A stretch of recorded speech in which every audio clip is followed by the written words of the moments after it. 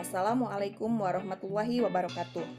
Kami adalah peserta Latsar CPNS PPSDM Regional Bandung Angkatan 21 tahun 2021. Kami beranggotakan 4 orang, yaitu Ima Siti Nurjanah, Rival Nurholik, Retno Asriani, dan Nuri Astorina. Pada video kali ini, kami akan memaparkan tentang anti korupsi.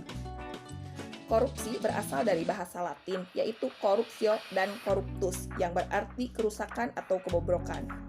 Sedangkan dalam Wikipedia Bahasa Indonesia, korupsi adalah tindakan pejabat publik, baik politisi maupun pegawai negeri, serta pihak lain yang terlibat dalam tindakan itu yang secara tidak wajar dan tidak legal menyalahgunakan kepercayaan publik yang dikuasakan kepada mereka untuk mendapatkan keuntungan sepihak.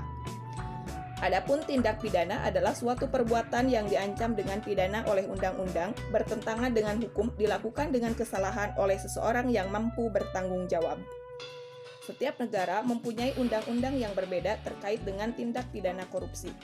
Menurut Undang-Undang Nomor 31 Tahun 1999 atau dapat dilihat juga dalam Undang-Undang Nomor 20 Tahun 2001, terdapat 7 kelompok tindak pidana korupsi yang terdiri dari: yang pertama, kerugian keuangan negara; yang kedua, suap menyuap; yang ketiga, pemerasan; yang keempat, perbuatan curang; yang kelima, penggelapan dalam jabatan; yang keenam, benturan kepentingan dalam jabatan; dan yang ketujuh, gratifikasi. Semua jenis tersebut merupakan delik-delik yang diadopsi dari Kitab Undang-Undang Hukum Pidana Pasal 1 Ayat 1 Sub C, Undang-Undang Nomor 3 Tahun 1971 tentang Pemberantasan Tindak Pidana Korupsi.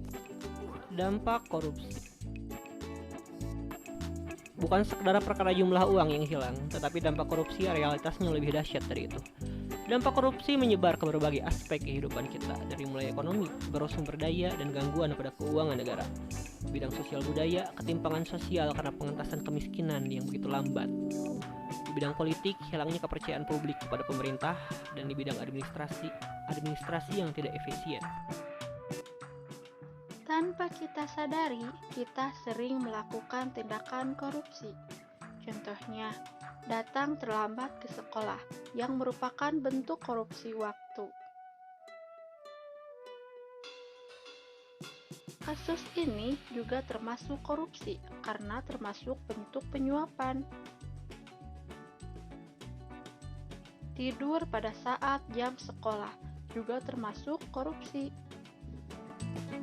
Berikut adalah data dari ICW, tren penindakan kasus korupsi tahun 2015 hingga 2020. Penindakan kasus korupsi secara tren cenderung menurun sejak tahun 2015 hingga 2020. Namun, nilai kerugian negara akibat korupsi trennya cenderung meningkat. Sementara itu, tren penindakan kasus korupsi berdasarkan modus tahun 2020 ada 3 modus paling tinggi, yaitu penggelapan, proyek fiktif, dan markup. Terdapat 9 nilai-nilai anti korupsi, di mana 9 nilai anti korupsi tersebut dikelompokkan ke dalam 3 nilai utama: jujur, disiplin, tanggung jawab, termasuk nilai inti; adil, berani, peduli, termasuk nilai sikap; kemudian kerja keras, mandiri, dan sederhana, termasuk nilai etos kerja. Sekian yang dapat kami sampaikan. Mari bersama kita bebaskan Indonesia dari tindak pidana korupsi. Terima kasih sudah menonton. Wassalamualaikum warahmatullahi wabarakatuh.